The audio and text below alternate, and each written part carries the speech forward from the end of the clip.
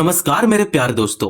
99% student ऐसे प्रश्न को गलती करते हैं, है ना। तो गलती आप किस जगह पे करते हो मैं उसको बताऊंगा, और आप ऐसे प्रश्न को कैसे सही कर सकते हो मैं वो भी बताऊंगा, है ना। तो चलो आपका मेथड से मैं पहले सॉल्व करता हूं, ठीक है। तो ऐसा प्रश्न जब भी आपके सामने होता है तो आप इसे हल कैसे करते हो, देखो आप इस प्रकार इसे हल कर देते हो। यहाँ पे 9 है तो यहाँ पे 9 लिख देंगे, मल्टीप्लाई है तो यहाँ मल्टीप्लाई कर देते हैं, 4 में से 2 घटाएंगे तो बचेगा 2, है ना। प्लस है तो यहाँ पे प्लस कर देते होगे, है ना। अब 3 जो है वो 6 को भाग देगा तो 3 दूना 6, तो आप यहाँ पे 2 लिख देते होगे, है ना। तो आप इसी प्रकार ऐसे हल करते हो, है ना। ये आपका मेथड से मैं सॉल्व कर रहा हूं, ठीक है। आप जैसे इसे हल करते हो मैं उसी मेथड से सॉल्व कर रहा हूं। अब इसमें आप क्या करते होगे कि ये जो 9 है 9 यहां पे लिख देते होगे, मल्टीप्लाई है तो यहां मल्टीप्लाई कर देते होगे, और ये दोनों को जोड़ देते हो, 2 2 जा 4, तो यहां पे 4 आप ऐसे लिख देते हैं, है ना। अब इसे मल्टीप्लाई करते हैं तो 9 चौका 36, यहां पे 36 लिखकर आप यहां पे आंसर ऐसे लिख देते हैं,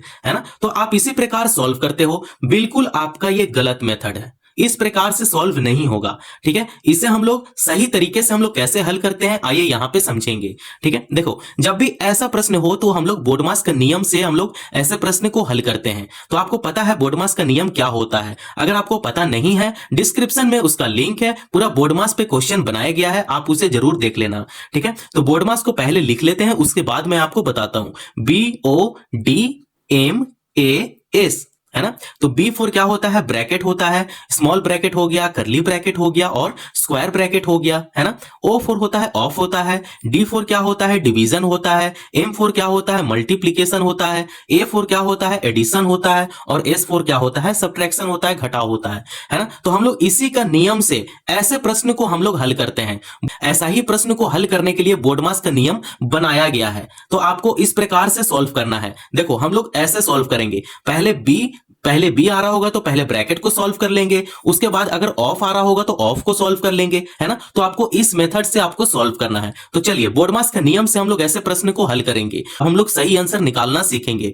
पहला क्या है? बी है। B4 क्या होता है? ब्रैकेट होता है। तो आपको पहले ब्रैकेट को हल करना है, ठीक है। यहां पे ब्रैकेट है ना, तो जैसे है वैसे उतार देंगे, बस ब्रैकेट को यहां पे हल कर लेंगे। तो देखो आपको लिखना है इस प्रकार, 9 गुना, यहां पे गुना है तो गुना लिख देंगे, 4 में से 2 घटेगा तो बचेगा 2, प्लस है तो यहां प्लस कर लेंगे, 6 है तो यहां 6 कर लेंगे, भाग 3 है तो यहां भाग 3 ऐसे लिख लेंगे। बिल्कुल स्टेप बाय स्टेप, बिल्कुल आसान तरीके में समझेंगे, ठीक है। अब हम लोग को क्या करना है, ब्रैकेट के बाद आता है ऑफ। तो ऑफ तो कहीं नहीं है, ऑफ वहां पे लगता है जहां पे पावर आ जाता है, रूट आ जाता है। तो यहां पे पावर और रूट तो नहीं है, तो हम लोग ऑफ नहीं लगाएंगे। अब आता है डिवीजन, तो जहां पे डिवाइड रहेगा उसको हम लोग डिवाइड कर लेंगे, ठीक है। तो आप यहां पे देख सकते हो यहां पे डिवाइड है तो यहां पे डिवाइड कर लेंगे, ठीक है। तो देखो यहां पे हम लोग लिखेंगे 9 गुना 2 प्लस, अब इसे डिवाइड करते हैं तो ये हो जाता है 3 2 जा 6, तो यहां पे 2 लिख देंगे। अब देखो यहां पे डिवाइड हो गया,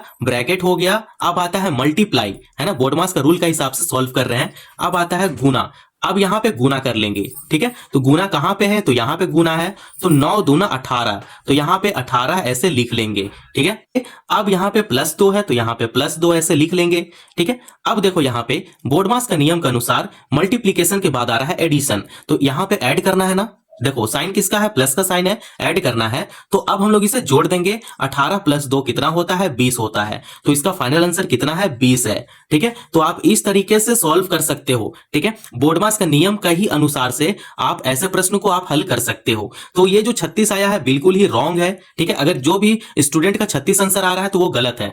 इसका आंसर कितना है? 20 है। इस प्रकार से ऐसे प्रश्न को आप बिल्कुल आसान तरीके से हल कर सकते हो। अगर वीडियो पसंद आया हो तो चैनल को जरूर सब्सक्राइब करें और दूसरों को भी शेयर करें। धन्यवाद।